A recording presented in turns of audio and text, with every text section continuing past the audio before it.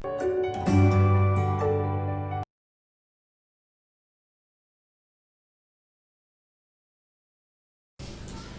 students. Now we are going to discuss the next topic, that is solid waste, how it is created and how we can manage it. And second is the ozone layer, its depletion and its effects.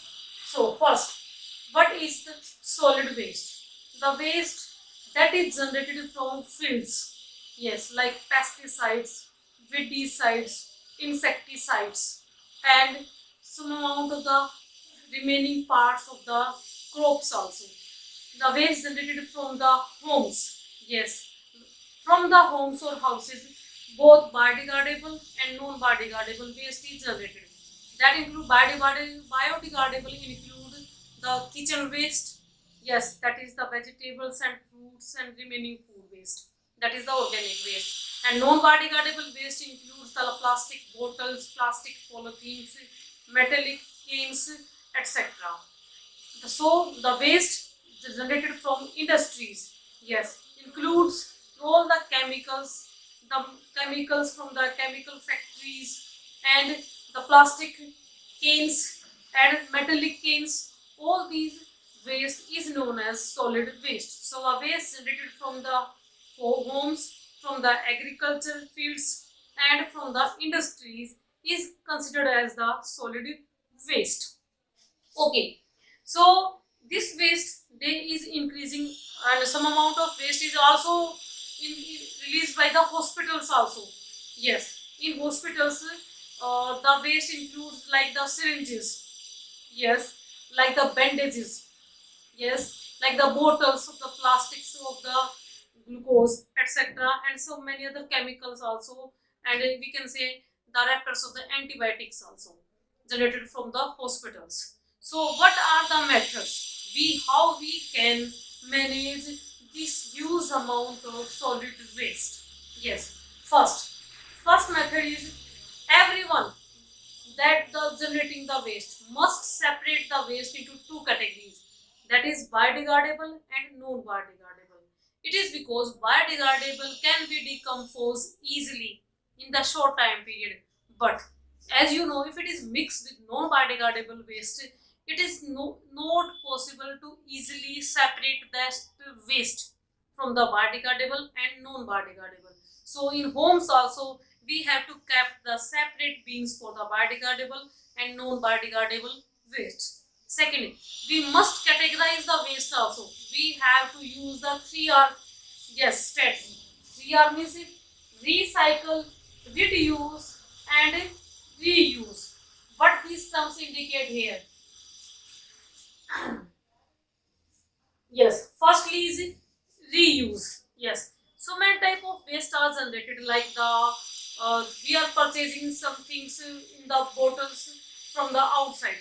Yes, that cans or bottles can be used to kept any other material also at the homes. So that is the reuse of material.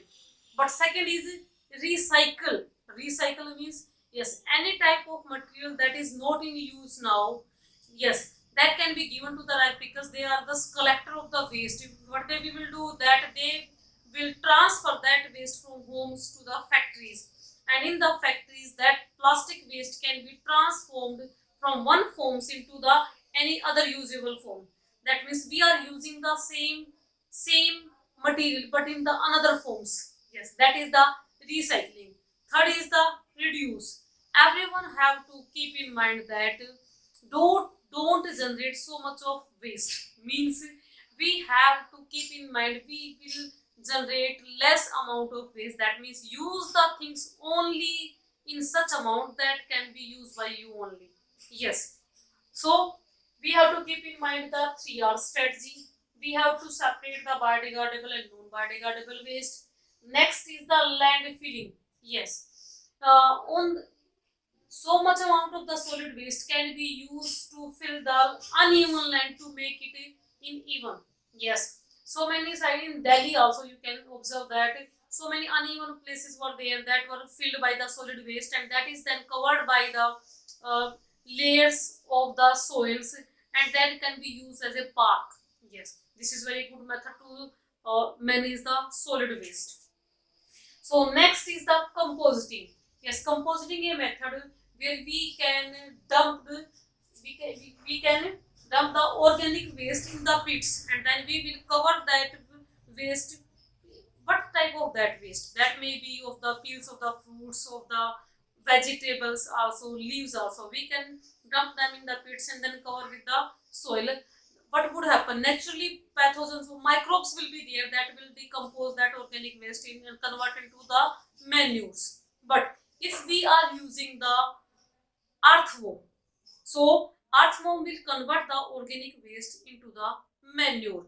But if we are performing, if we are using the microbes only, naturally microbes will decompose the organic waste and convert it into manure. That will be the compositing process. And if we are using the earthworm for converting the organic waste into the manure, that will be the vermicompost, or process is vermicompositing. Next is the incineration. Yes, incineration is a method in which organic waste is burnt at 850 degrees Celsius. That will lead to formation of ash and unburnt material. That ash and unburnt material can be used for the landfilling. By this way also we can also reduce the waste. Next is the pyrolysis. It is a method in which anaerobic combustion of the organic matter will take place at 1650 degree Celsius. So all these are the methods that are just giving the idea how can you just manage the solid waste that is generated by you or by you in your surrounding. That is known as the solid waste. Next topic is the ozone layer. Yes, what is the ozone? Ozone is a triatomic molecule that is made up of 3 atoms of oxygen. Yes, that is why it is known as O3. It is a deadly poisonous gas, but it is found at 2 places, where firstly it is found in the stratosphere, that means around the earth, that will surrounds the earth, that is known as the good ozone. Why it is known as the good ozone? Why? Because it will prevent the ultraviolet radiations of the sun that will try to enter into the earth. Yes, this ozone layer will prevent the ultraviolet C radiations and ultraviolet B radiations. It will prevent the entry of these ultra UV radiations. So that is why it is known as the good ozone. But in nowadays, a bad ozone is also found, but that is not in the stratosphere. That is in the troposphere. Yes, that is near to the Earth's surface, and that can be create a problem in the future also. So, how this ozone layer will form? When, as you know, oxygen is a diatomic molecule made up of 2 oxygen atoms. So, the how it will this oxygen atom will break down into nascent oxygens when UV radiations will fall on them. That will produce the nascent oxygen. These nascent oxygen then combine with the oxygen and make the ozone. So, the next point is, what are the main causes? Yes, this ozone layer nowadays that is found in the stratosphere is depleting. As you know, good ozone is found in the stratosphere, and now that good ozone starts to break and make the ozone hole, like in on the Antarctica also, and that hole is day by day increasing. So what are the main cause of that depletion of ozone layer? Yes, these are the CFC, that is known as the chlorofluorocarbon, methane, nitrous oxide, and carbon dioxide. Yes, you have to keep in mind this chlorofluorocarbon is released only by the coolants, yes, like the AC and the refrigerator. Methane is released by other ruminant animals or the paddy fields. Yes, and carbon dioxide, as you know, is released by the respiration process and the combustion also. So, how we can prevent this ozone depletion? Yes, it can be prevented if we will stop the deforestation and increase the reforestation. That means we have to prevent the cutting of the trees on the large scale, and we just now need to grow the more and more plants. Okay, next is the less use of the coolants like AC and refrigerator who are that is releasing the CFC. And third is the less use of automobiles. Yes, because nowadays as the population is increasing, everyone is using the having the automobiles and that will be releasing the so much amount of the CO2. Good initiative point should be taken out by the government also, like is taken by the Delhi government also to apply the even odd formula. But that is no for long term long term. It should be keep in mind by the humans only that we have to we have to decrease the level of the CO2 and CFC if we want to save the environment. Thank you.